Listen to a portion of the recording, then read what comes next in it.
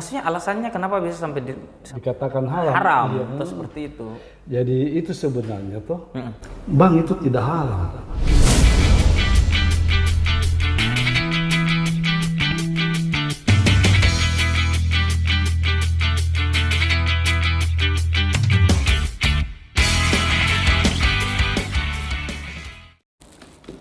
Assalamualaikum. Waalaikumsalam. Ngapain? Macik nak kau Masa? Ih, lambat kak. Macet sekali di BTP. Nah tuh kenapa apa hari di situ? Kenapa biasa itu, hampir setiap hari macet gini? Nah, biasa tuh demo atau apa kali sana. Lo mana? Indah ada demo tadi kulihat lewat sini, lewat apa perintis. Oh, ada itu aneh acara komodo. Tuh. Oh, saya kira kita bilang ada komodo lewat deh. Bukan. Ada tuh apa komodo deh? Komodo, Nabil iya, kaseto. Kui nggak dulu itu tuh masih kecil tuh. Kalau macet gitu Iya. pasti ada komodo. Apa Komodo. bukan komodo? Apa kan namanya itu? Komo. Si komo. Deh. Lain kalau si komo. Ini komodo saya yang kata. Panas dah puing. Alhamdulillah. Kopi. Oh iya, tadi baru iya. Si panas. Dah. Dia makin bisa mulai. Sebentar, masih kenyang ngesah ya orang. Kita dia. Ini jam-jam Banyak tuh kuliahan. Maksudnya aku di jalan itu tadi, orang saya selalu kepikir tuh, sibuk napa ada orang di kurun nih, maksudnya Iya. kayak bilang apa deh, apa semua nasibuki nih tuh. Jadi jam-jam Ada Tommy itu yang keluar yang tidak tahu apa mana arahnya tuh bisa jalan. Tapi pasti nak bilang orang kita juga, apa? Tapi paling banyak mahasiswa. Apa nak bikin juga itu lewat dia pasti kamu Pasti begitu tunjuk iya.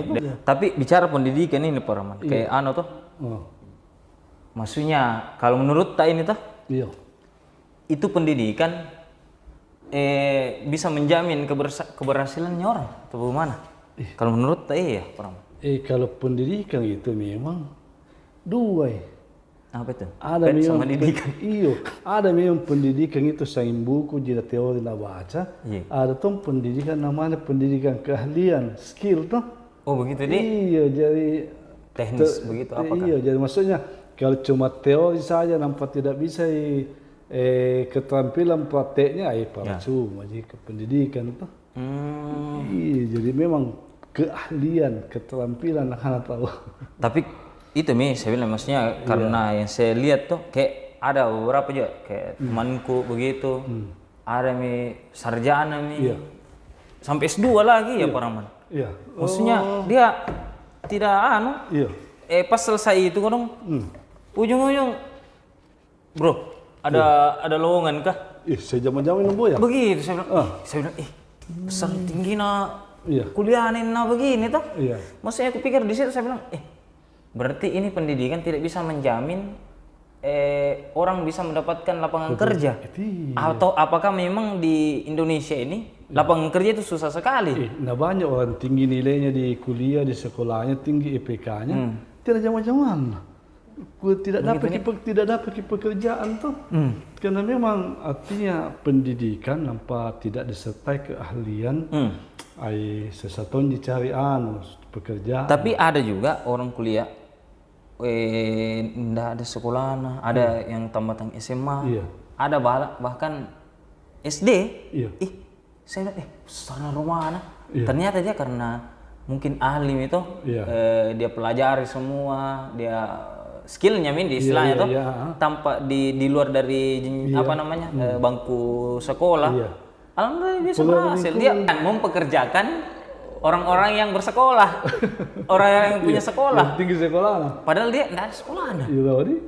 Nah sekarang juga tinggi sekolahnya tidak menjadi pekerjaan tuh. Bahkan ada itu di berita, yang banyak terjerat korupsi tuh orang-orang yang tinggi sekolah. Orang tinggi sekolahnya. Ada S1, S2, S3, STL, apa ngasih entah masih semua itu tuh. Tapi ada tuh memang tahu tinggi sekolahnya, tapi karena memang tujuannya untuk memasyarakatkan ini ilmunya tuh, memang betul-betul memanfaatkan. Itu memang betul-betul belajar betul sekolah. Ya kalau memang itu nasibnya dia dapat pekerjaan yang sesuai dengan titelnya, gelarnya atau apa keahliannya begitu toh? Iya, kayak contoh dokter toh. Nah, dokter itu kalau misalnya betul-betul memanfaatkan ilmunya, toh bisa berguna sama masyarakat, tidak bodoh-bodohi orang, toh misalnya sakit perut, sakit kepala kasih kaki, itu tidak begitu, toh. Tapi memang pendidikannya bagus. Tapi kalau pendidikannya tinggi, nampak tenah lah, oh keren 2 meter, nabi yang 3 meter, itu sih tidak aneh. Tidak bisa menjamin memang segalanya. Nah itu misalnya apa namanya pekerjaan sing. Iya. Tapi ku dengar pernah ke bengkel di di bank. Mana? Lama kerja di bank. Mas, berapa lama ki Paraman? Ada kapan 20 tahun. Sebelum lama ki. Masa? Maksudnya kenapa kita alasannya sampai kita memutuskan untuk resign? Iya. Benar itu ada ceramahnya siapa? Ustaz Muhammad Al-Syawatiar. Oh ya. Itu yang punya travel bagus sekali itu tuh. Tuh sama anak anunya itu memang pernah aku dengar ceramahnya tuh bahwa hidup itu harus berkah. Tuh salah satu itu berkah itu hartanya semua apa-apa ya di rumah ya. Tidak boleh bersumber dari barang-barang haram. Nah haram itu kan bukan hanya mencuri, tapi dari sumber. Jadi kayak dulu itu Nabi bilang orang di Makassar, Pak Bunga doe, bunga bu pajetnet doe. Pajetnet doe. Nah, dulu tuh ada dulu dia bilang jetnet doe. Apa bahasanya rentenir? Ya, rentenir tengkulak tuh. Tapi kan sekarang canggih, bisa dibuka. Iya, bukan hanya muka yang bisa dipercantik, kata-kata tuh. Jadi jetnet doe diganti dengan bunga, tuh. Bunga tuh bahasanya riba. Tuh jadi supaya tidak masyarakat itu tidak bilang itu riba haram, diganti dengan bunga-bunga. Tapi bukan bunga-bunga, bukan gitu. Bunga tuh. Paraman, maksudnya saya ini tahu masih pemahaman kok masalah agama toh. Iya. Karena kita sharing, kita ada pengalaman tadi bang, sudah puluhan tahun. Iya. Kalau kenapa bisa dibilang riba itu bang? Apaan? Iya. Maksudnya kan orang ini kerja di situ, dan kerja itu pasti dibayar. Nah itu paling banyak itu bisa, maksudnya sanggahannya itu teman-teman di masih kerja di perbankan. Saya ini kerja kak, kerja keringatku dibayar kak. Nah, jangan tahu ada apa kita. Tapi maksudnya alasannya kenapa bisa sampai dikatakan haram? Haram, atau seperti itu. Jadi itu sebenarnya toh, bank itu tidak haram. Tidak ada bank itu. Jadi hukum dasarnya itu ceritanya toh, semua itu boleh kecuali ada yang melarang. Tuh ada hukumnya toh, semua bisa masuk kecuali ada tanda larangan toh. Kenapa itu bank dikatakan haram? Bukan banknya, transaksinya. Transaksinya dia? Jadi misalnya pinjam uang toh, pinjam uang 100, bayar 100 tidak masalah. Tapi pinjam uang 100, nampak membayar ke misalnya 125, ada tambahan toh. Ini tambahannya Nabi bilang orang dulu jetnet doe toh. Pak bunga doe, pak jetnet doe. Bahasa kerennya sekarang bunga toh. Tapi kalau memang tidak pakai sistem itu toh, tidak pakai sistem berbunga, pinjam 100 kembali 100. Nah terus apa yang harus dipakai gaji untuk karyawan ini? Jadi misalnya begini, misalnya usaha kita, ya katakanlah kecil-kecilan tuh jual emas, gitu. Misalnya pinjam modal 100, toh 100 katakanlah misalnya jual emas sekarang 1 kilo, 1 gram misalnya 1 juta, toh jual, toh. Tapi sepakat janji kalau ada keuntunganmu bagi sama saya. Oh begitu deh. Jadi misalnya aku kasih ke uang pinjam, toh ini uang bukan untuk pinjam tapi modal, toh. Nah kita beli barang jual, toh dari modal ke itu ada keuntungan toh. Dan itu yang diterapkan sama bank syariah. Iya. Oh begitu deh. Jadi. Oh berarti itu perbedaannya bank syariah sama konvensional. Jadi kita pinjam kasih modal orang, toh kasih pinjam modal. Sudah itu ada sawalahnya, ada untungnya dibagi nih. Toh modal tetap dibagi. Nah ini kan kodong bayangkan mina usaha ya, misalnya jual ki ayam potong, toh lepas lagi ayamnya tidak ada untungnya tetap kena bayar kan? Ya tahu betul. Padahal harusnya dimengerti kalau tidak ada lagi untungnya, jangan kau lagi bayar ki. Nanti untung baru dibagi. Tapi kan tidak ada bank begitu tuh. Tidak ada bank mau bilang untung pi kalau rugi tidak mau. Nah itu mi. Jadi sebenarnya itu Islam tuh dari dulu itu nah ajar ki, nah didik ki bagaimana cara saling tolong menolong, tuh saling memberikan manfaat, tuh supaya didapatin juga istilahnya keberkahan. Jadi itu tadi tuh, kenapa nah ajar ki Islam supaya hidup itu berkah. Jadi kukira tuh cerita itu kampak kayak. Toh? Oh iya. Ditanya ki tidur ki di orang mati, dan bilang dari mana itu dapat ki kapal kah? Untuk apa? Deh bawa satu kapaknya di nabawa pergi di kuburan. Ini ditanya ki. Doanya pertanyaan tuh. Menyerai loh ya. Bahaya ini malaikat kayak ini. Iya. Apalagi kalau kapak mi, motor, balap, pasti lama tuh. Makanya pertanyaan deh kalau ujian kisahnya berapa lama? Jadi maka apalagi kan itu hidup Bapak toh Pak toh sebentar aja kini hidup ya. Betul. Toh sebentar usia ya bertingkat keton ini bisa muling ya. Ya, betul. Toh anda bisa muling. Kalau disimpan itu tambah lagi tambah busuk nih. Keton dari kita ini busuk.